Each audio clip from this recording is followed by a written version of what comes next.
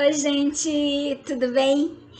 Eu estou aqui hoje para fazer mais uma participação no quadro Histórias que Mamãe Contava. Gente, eu estive conversando, né? Aliás, eu estou sempre conversando. Acho que vocês já perceberam que eu falo mais que a mulher da cobra. Mas é muito bom, conversar é bom, desabafa, alivia, tira o peso, enfim. Eu não suporto a solidão. Não sei conviver com essa senhora. Apesar que eu tiro bastante proveito dela, né? Porque é por causa dela que me surgem tantas histórias, tantas poesias, prosas poéticas e enfim. Mas não é legal, entendeu? Eu preferia saber lidar melhor com ela, não sei muito não. Mas tudo bem. Se bem que eu converso muito com ela, né? Quer dizer, a solidão, ela chega a ser companheira às vezes. É por isso que sai tanta coisa bonita que eu escrevo, né? Porque eu converso com ela, vou desabafando com ela, vou soltando os cachorros nela. Coisa de doido, né? Mas dizem que de poeta e louco, né? Todo mundo tem um pouco, né? E eu acho que eu tenho as duas coisas, né? Um pouco de poeta, um pouco do louco. É por aí. Então, gente. Aí, mas isso é de família, é herança.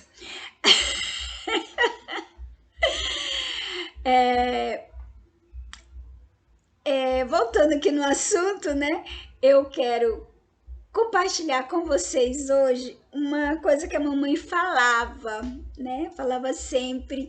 E lembra que eu tive aqui no vídeo anterior falando, né, de coisa que a mamãe fala, né? A minha mamãe falava, a sua mamãe fala ou falava, a mamãe, as mamães são cheias de capacidade de falar, de inventar, de criar, de reproduzir muita coisa legal que fica assim, ó, na mente da gente.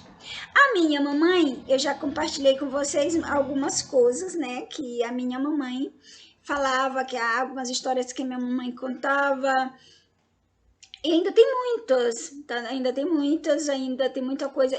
E tem coisas que eu não consigo lembrar direito, que inclusive eu fui no sítio do meu irmão um dia desses e conversei com ele, né, para tirar algumas dúvidas, né, que eu lembrava às vezes uma parte, né, da história e já não estava lembrando o final, algum detalhezinho. Então, como meu irmão é mais velho que eu, ele lembra de coisas que eu não lembro, né? Então eu conversei com ele e ele me trouxe algumas, como é que eu digo, algumas lembranças. Então, mas essa, ele não foi ele que trouxe, não, é eu que não esqueci mesmo, que tá aqui dentro. Tem muita coisa aqui na cachola, cabe bastante. E a mamãe falava, uma mais gente conversando, né? Falando em outros países. Eu era criança, a gente morava na roça não, no interior, né? Que o povo hoje tem mania de chamar interior de roça, chamar sítio de roça. Gente, mas roça é o local onde você vai lá, capina, junto o mato, queima, depois vai lá e planta, aí vem o arroz, o feijão e tal, e tal, e tal. Aquilo é a roça. Lá onde fica a casinha não é a roça, é o interior, certo? Aí, seguindo, a gente morava no interior e tinha o período que a gente ficava na roça, assim, porque a roça era longe da nossa casa. Então, mamãe e o meu pai que me criou, o meu padrasto, mudavam literalmente para a roça. Eles faziam uma casa chamada de tijupá. Aí esse tijupá era o quê? Que eles iam cortando o arroz, quebrando o milho, o feijão e iam acumulando dentro daquela casinha chamada tijupá. Fazia aquela montanha de cachos de arroz no cacho ainda. E feijão.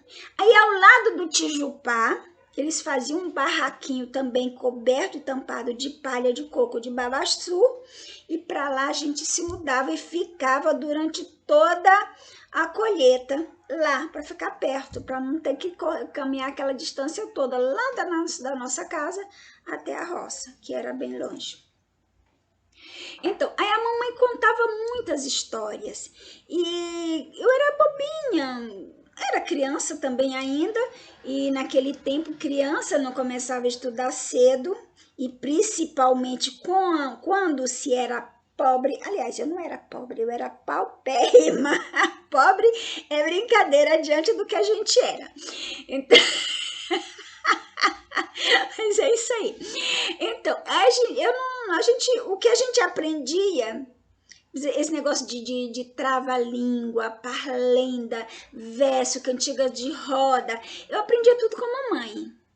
Na época eu já sabia, eu conhecia muita coisa, e até depois de grande, depois que a gente saiu do interior, né, e sabe, do interior do Maranhão, e fomos para o Piauí, em Teresina, depois que o meu pai adotivo morreu.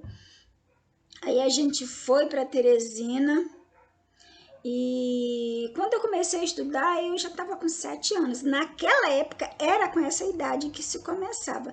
Mas eu já sabia muitas cantigas de rodas, eu já sabia muitos trava-línguas, eu já sabia muitos versos, porque a minha mãe, ela sabia, entendeu? Ela conhecia e ensinava pra gente. E ela gostava de conversar, né? Para entrar no assunto que era para... que eu já tô com... o tanto que eu gosto de falar. Então, a mamãe, a gente conversando, falava sobre outros países. Aí ela falava do Japão, né?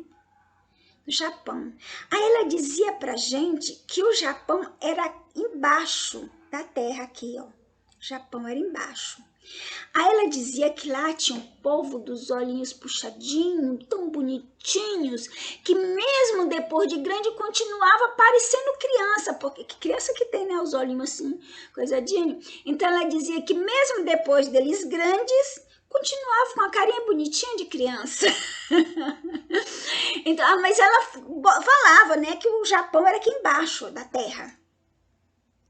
Aí na minha cabeça, eu pensava o seguinte, que eu ia cavar até chegar no Japão. Eu ia começar a cavar aquele buraco até chegar lá embaixo, até chegar no Japão.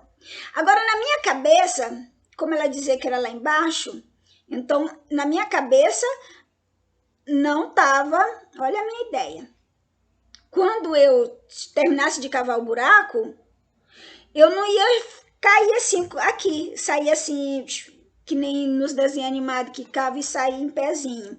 Eu, na minha cabeça, quando eu cavasse o buraco, o Japão ia estar mais embaixo e eu ia cair. Mas só que eu ia cair uma queda suave, que eu não ia me machucar. E aonde eu cairia? Eu cairia numa aldeia indígena. Por quê?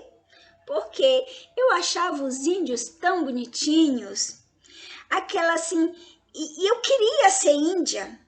Então eu queria cair numa aldeia, eu queria ir pro Japão, pelo buraco, mas queria cair numa aldeia indígena de índios lá do Japão e ser adotada pelo pajé, claro.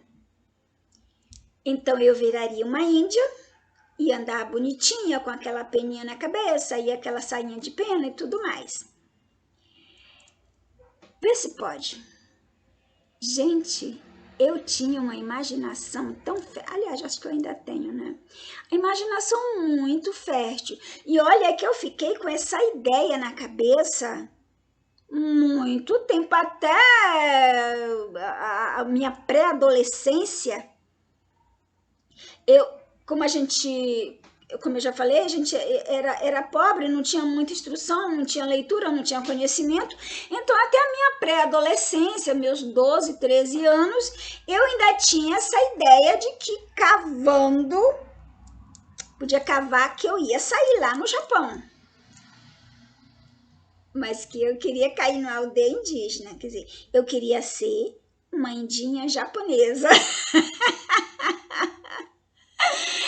E aí, gente, vocês gostaram da nova história? Não, de certa forma, a mamãe tinha razão, porque realmente o Japão fica lá do outro lado, só que não é cavando o buraco, né? Mas na minha cabeça era cavando que eu ia sair lá. E aí, vocês gostaram? Então, se gostaram, dá o like, tá bom? Compartilha, se inscreve no canal e volta mais vezes, porque vai ter muito mais histórias que mamãe contava. Beijão grande no seu coração e até a próxima história.